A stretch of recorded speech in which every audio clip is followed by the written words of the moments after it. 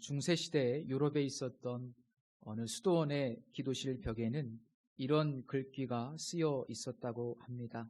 너의 삶이 가난하더라도 너는 나를 원망하지 말아라. 이 글의 제목인데요. 여기서 삶의 가난은 물질적인 가난을 의미하지 않습니다. 그 내용은 이렇습니다. 너는 나를 주라고 부르면서도 나를 주인으로 모시지 않았고, 너는 나를 진리라고 말하면서도 내게 배우지 않았고, 너는 나를 빛이라고 하면서도 나를 바라보지 않았고, 너는 나를 길이라고 하면서도 나를 따라오지 않았고, 너는 나를 능력이라고 하면서도 나를 의지하지 않았고, 너는 나를 응답이라고 하면서도 내게 기도하지 않았느니라. 그러니 너의 삶이 가난하더라도 너는 나를 원망하지 말아라. 이런 내용입니다. 사무엘상 2장과 3장에서는 방금 읽어드린 글귀와 같이 표면적으로는 거룩한 직분을 감당하고 있었지만 정작 하나님을 신앙의 대상으로 삼지 않고 자기 자신을 섬겼던 엘리 가문을 향한 무서운 심판의 메시지가 선포되었습니다. 그래서 오늘 읽은 본문은 단순히 이스라엘이 블레셋과의 전쟁에서 패했다는 내용이 아니라 실은 엘리 가문을 향한 하나님의 엄중한 심판이 시작되었음을 의미합니다. 1절에 의하면 사무엘의 말이 땅에 떨어지지 않고 이 온 이스라엘에 전파되던 그 어느 시기에 블레셋 족속이 이스라엘을 침략합니다. 아시다시피 이 블레셋 족속은 이스라엘 서쪽, 그러니까 그 지중해 해변 쪽에 자리 잡고 있었던 이방 민족이었는데 철기 문화를 일찍 수용한 덕에 강력한 철제 무기로 무장을 해서 사사시대부터 항상 이스라엘을 괴롭힌 그런 민족이었습니다. 그들이 쳐들어와서 이제 아벡에 진을 쳤고 이스라엘 군대는 에벤에셀 곁에 진을 쳤는데 여기에 나오는 에벤에셀이라는 지명은 7장에 나오는 에벤에셀과는 다른 지역입니다. 자, 1차 전쟁이 치러지는데 그 전쟁의 결과는 어떻게 됩니까? 이스라엘 군사가 약 4,000명가량 죽임을 당하는 패배로 끝이 납니다. 자, 이 패배로 인해서 이스라엘 장로들은 그 당시에 실로에 있었던 여호와의 언약궤를 가져오기로 결정합니다. 이 하나님의 임재를 상징하는 언약궤만 가져오면 필시 우리가 전쟁에 승리할 거라는 착각을 했던 것이죠. 4절 말씀에 보면 성경 기자는 이 엘리의 두 아들 홈니와 비느하스가 하나님의 언약궤와 함께하고 있었다고 복선을 깔고 있는데 이 말씀은 11절 말씀, 하나님의 궤는 빼앗겼고 엘리의 두 아들 홈니와 비느하스는 죽임을 당하였더라 라는 말씀과 나중에 연결됩니다. 결국 이 본문이 강조하고 싶은 것은 홈니와 비느하스가 이 전쟁을 통해서 죽음으로 하나님의 말씀, 하나님의 심판이 시작되었다는 것을 우리에게 말씀하고 있습니다. 언약궤가 진영으로 들어왔습니다만 두 번째 전쟁에서 결과 어떻게 됩니까? 역시 이스라엘의 참패로 끝나고 말죠. 성경은 이스라엘 보병의 약 3만 명가량 죽임을 당했고 또 하나님의 궤도 빼앗겼고 맨 마지막으로는 엘리의 두 아들 홈니와 비느하스도 죽임을 당했다고 기록하고 있습니다.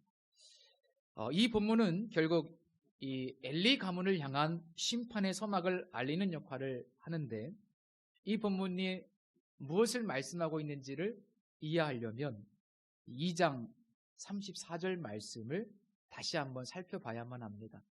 2장 34절 말씀 보시면 내 두 아들 홈니와 비느하스가 한날에 죽으리니 그 둘이 당할 그 일이 내게 표징이 되리라 라는 말씀이 있습니다. 이 표징이라는 말씀은 사인이라는 뜻입니다. 그러니까 홈니와 비느하스가 한날에 죽게 될 것인데 이 사건은 말씀하신 대로 엘리 가문의 몰락을 상징하는 일종의 사인이라는 겁니다.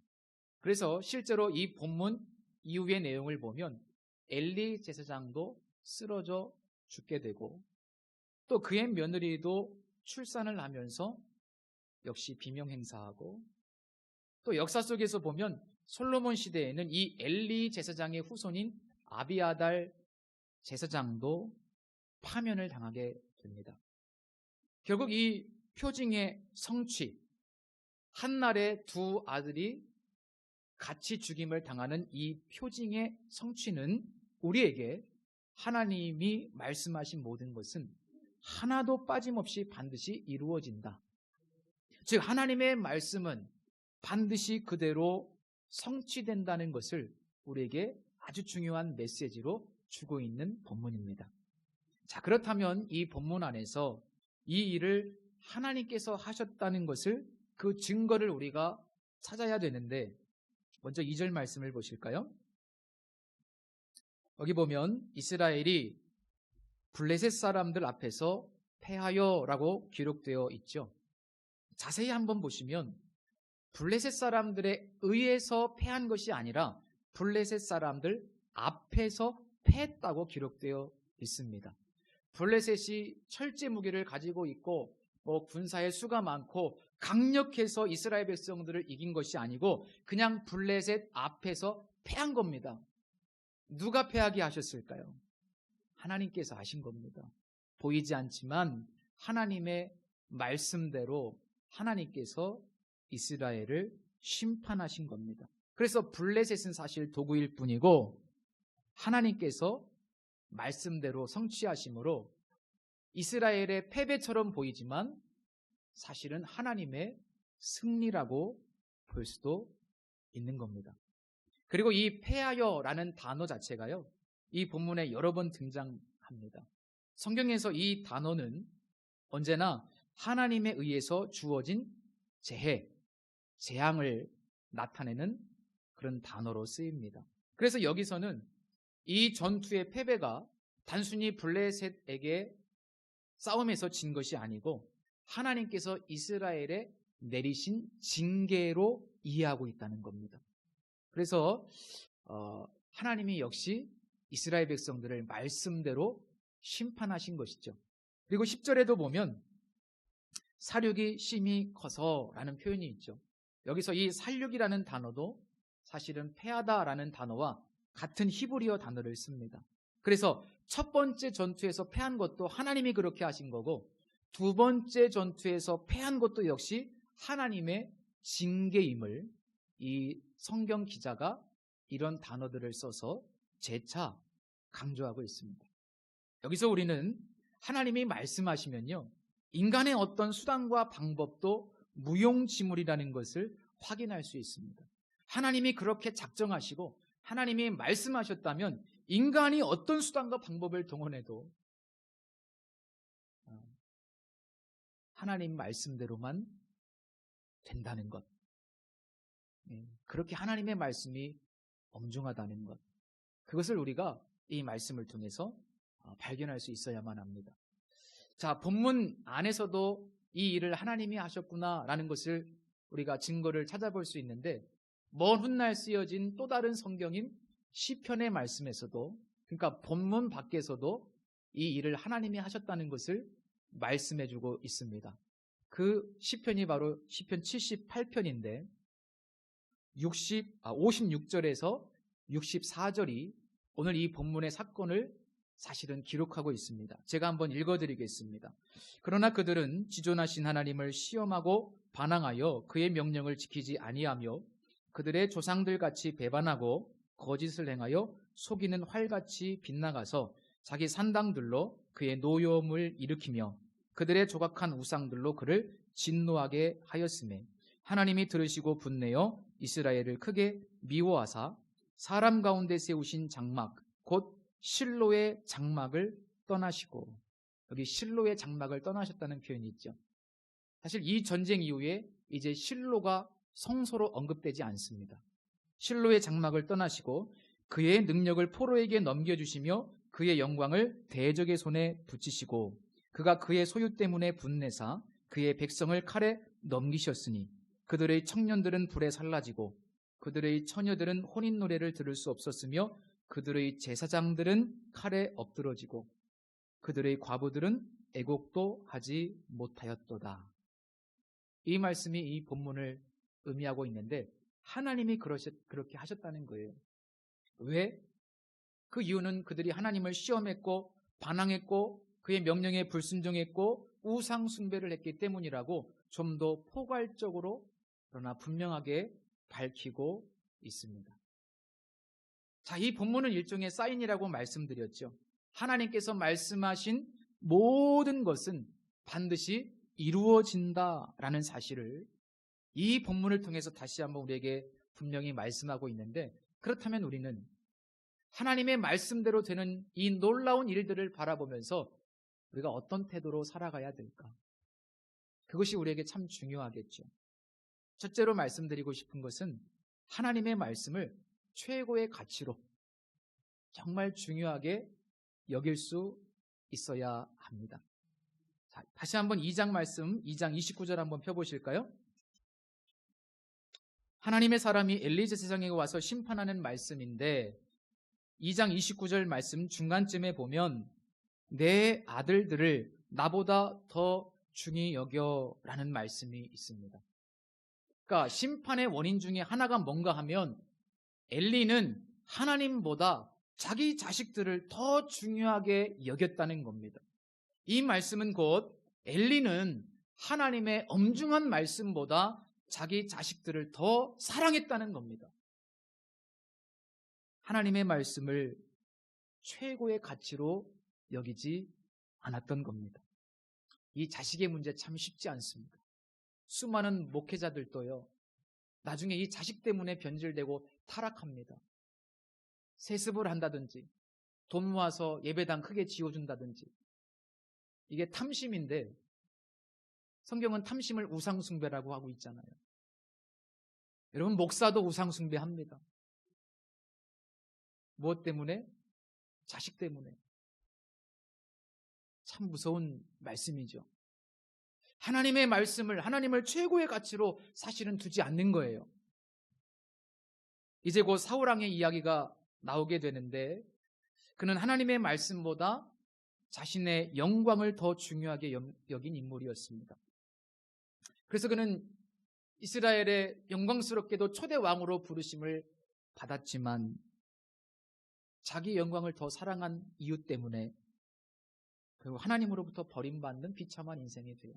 하나님의 말씀보다 자기 영광을 더 사랑했습니다. 또 여호수아에 보면 이런 이야기도 있어요. 아간이라는 사람의 이야기 있죠. 여리고성을 점령할 때 진멸하여 온전히 바치라 라는 하나님의 명령이 있었음에도 불구하고 그 명령을 무시하고 이 아간이라는 사람은 시날산의 아름다운 외투와 은전과 금덩어리를 보고 탐욕이 발동해서 그거를 몰래 훔쳐다가 숨깁니다. 그는 하나님의 말씀보다 무엇을 더 사랑했습니까? 재물을 더 사랑했습니다. 그 결과 어떻게 됐어요? 아간뿐만 아니라 그의 사랑하는 가족들 전체가 하나님 앞에 악월골짜기에서 심판받는 정말 불행한 결과를 초래하고 맙니다. 성경을 보면 많은 사람들이 하나님보다 자기의 영광, 하나님보다 재물, 하나님보다 자식을 사랑함으로 하나님의 말씀을 최우선의 가치에 두지 않으므로 참으로 비참한 인생의 종말을 맞이하는 경우가 많이 있음을 봅니다. 성도 여러분, 우리에게 최고의 가치는 무엇입니까? 언젠가 제가 말씀드린 적이 있는데요.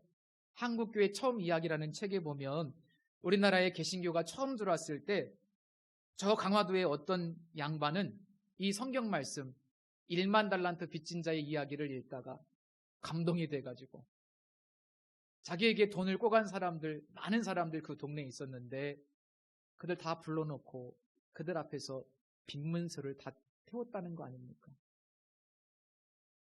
또 어떤 여성분은 자기 자신의 집에 일하는 그 여종, 젊은 여자아이를 성경을 보니까 하나님 안에서 다 형제 자매라고 하니까 우리 집에서 일하고 있는 여종도 내 형제요 자매구나. 그래서 말씀을 읽다가 그 아이를 불러다 놓고 너는 이제부터 내 종이 아니라 내 수양딸이다.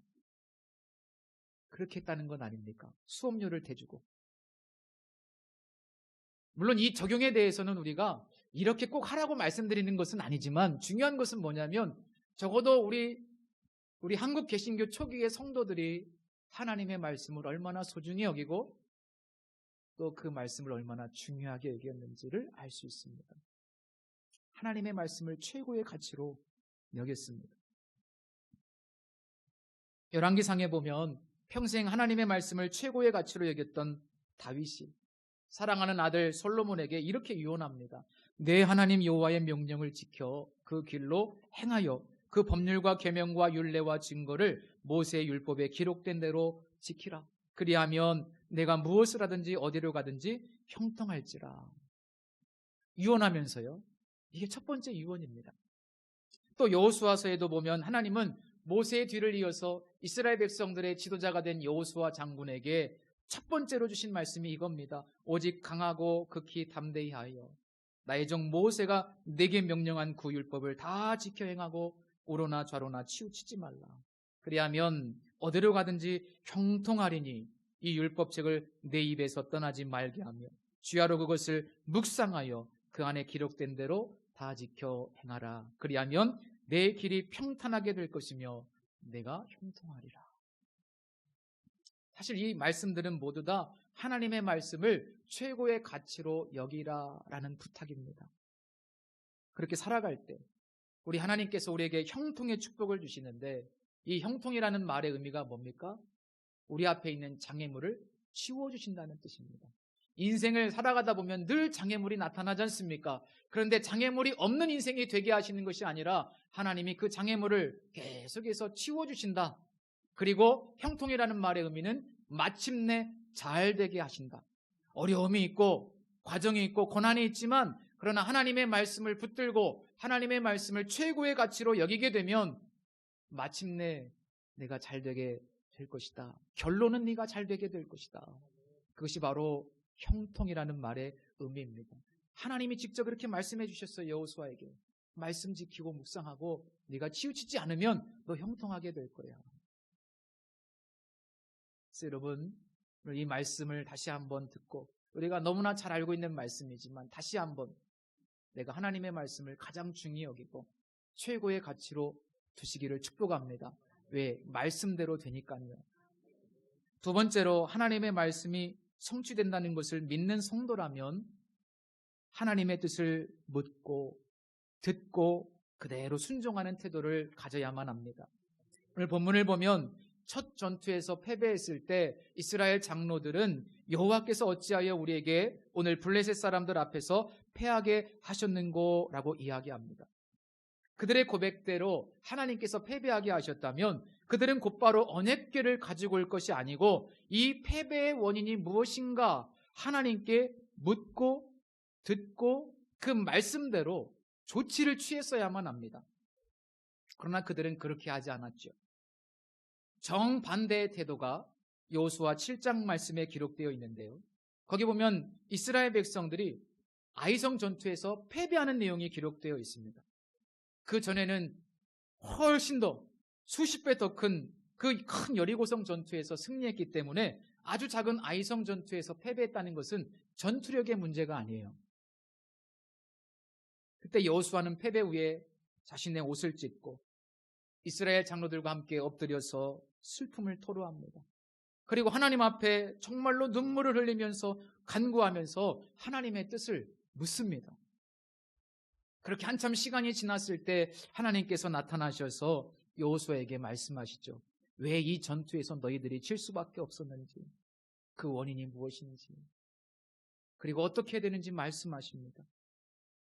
그리고 여호수아는 그 말씀을 듣고 하나님의 말씀대로 모든 것들을 다 다시 정리하고 패배의 원인을 다 제거하고 그리고 또다시 전쟁에 나가는데 그때 하나님은 이스라엘 백성들에게 승리를 주시게 되는데 만약 오늘 본문에서 이스라엘 장로들이 이 첫 번째 전투에서 패배하고 난 후에 하나님께 진지하게 이 패배의 원인을 묻고 하나님의 음성을 듣고 그 문제의 원인을 정리했다면 얼마나 좋았을까. 두 번째 더 엄청난 패배를 당하지 않을 수도 있었을 텐데 그런 생각을 해봅니다. 하나님의 뜻을 묻고 듣고 순종하는 삶을 살지 못하면 우리의 신앙이 어떻게 변질되는지 아십니까? 다시 3절 말씀을 보시면, 그 3절에 보시면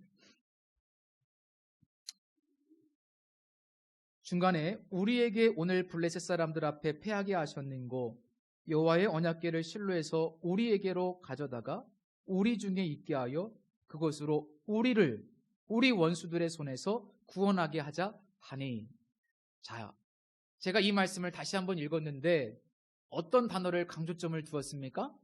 우리라는 단어를 강조했죠.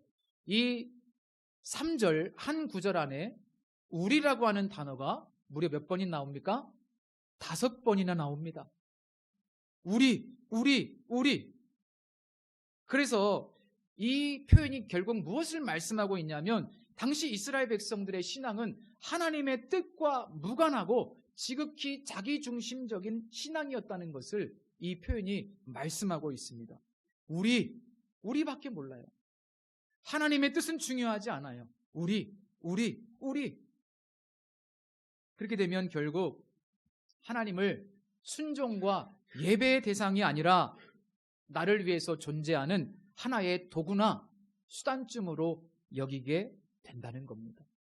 이것을 신앙의 도구화 혹은 신앙의 수단화라고 표현하고 있는데 하나님께 묻지도 않고 언약궤만 가져오면 무조건 승리할 것이라고 하는 생각이 바로 하나님을 수단화하고 하나님을 이용하려고 하는 태도입니다.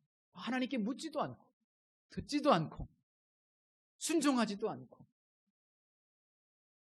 여러분, 이렇게 하나님을 수단화하게 되면 결국 사사기서의 마지막 구절처럼 자기 소견에 옳은 대로 신앙생활합니다. 이런 신앙생활은 인격성이 결여된 우상숭배입니다. 많은 성도들이 이렇게 신앙생활합니다. 내 생각대로 마시고요. 자기 소견대로 마시고요. 진지하게 하나님의 뜻을 모르시고 또 들으시고 또 그 음성에 순종하실 수 있기를 바랍니다. 이것이 하나님의 말씀을 최고의 가치로 여기는 성도들의 삶의 자세라는 겁니다. 하나님께서 말씀하시는 가장 보편적인 수단은 성경이죠. 3장 21절 말씀에 보니까 여호와께서 실로에서 여호와의 말씀으로 사무엘에게 자기를 나타내셨다고 기록되어 있습니다. 이 성경 말씀이 곧 하나님의 말씀이기에 우리가 진지하게 이 하나님의 말씀을 읽고 묵상해야 합니다. 하나님은 보편적으로 이 성경 말씀을 통해서 우리에게 말씀하시는 분이십니다. 그래서 정말 우리 성도님들이 말씀을 깊이 읽고 말씀 속에서 레마, 소위 내게 주시는 주님의 음성을 들을 수 있어야 하고, 그리고 그 말씀에 믿음으로 반응할 때 하나님의 역사가 나를 통해서 이루어지는 겁니다. 정리하면 이 본문은 일종의 사인이라고 말씀드렸고 하나님은 말씀하신 대로 성취하신 분이심을 살펴보게 되었습니다. 우리 다시 2장 34절 말씀을 보실까요? 내 두 아들 홈니와 비느하스가 한날에 죽으리니 그 둘이 당할 그 일이 내게 표징이 되리라. 자, 홈니와 비느하스가 한날에 죽는 것은 엘리 가문의 멸망의 사인이라고 말씀드렸습니다. 그런데 히브리어 원문을 보면 이 말씀은 전치사 그리고라는 단어를 통해서 35절과도 연결이 됩니다.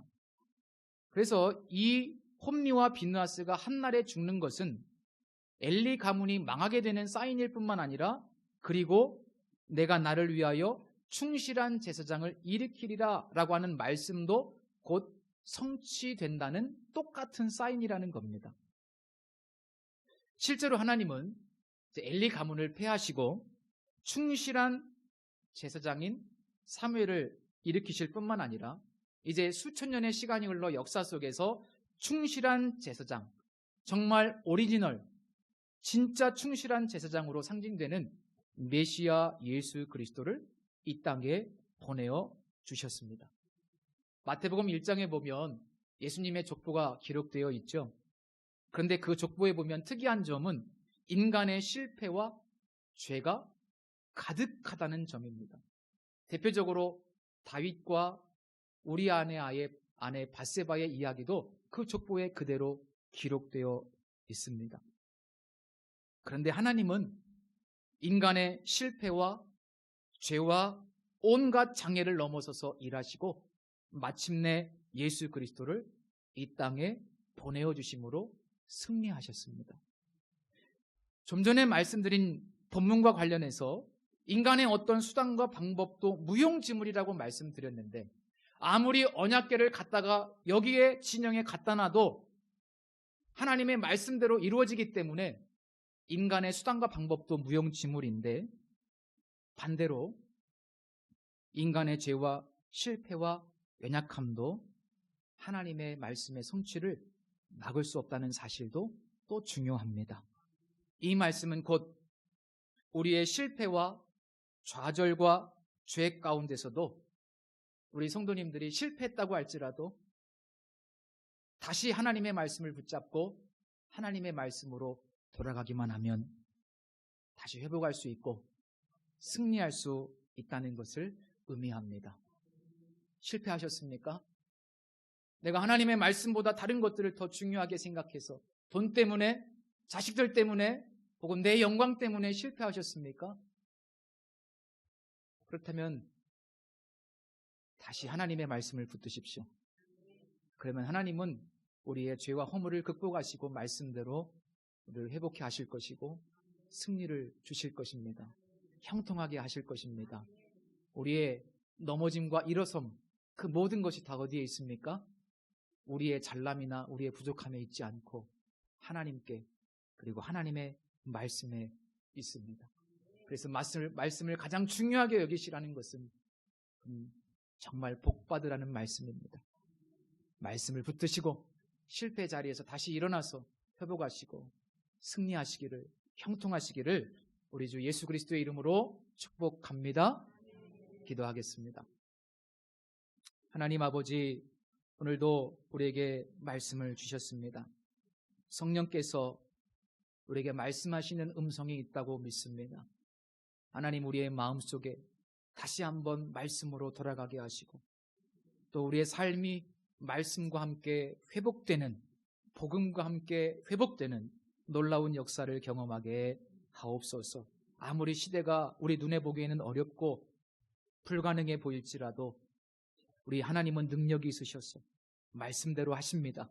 하나님, 우리의 믿음 생활 말씀대로만 하게 하시고 주님의 뜻을 묻고 듣고 순종함으로 하나님의 축복의 통로가 되게 하여 주옵소서.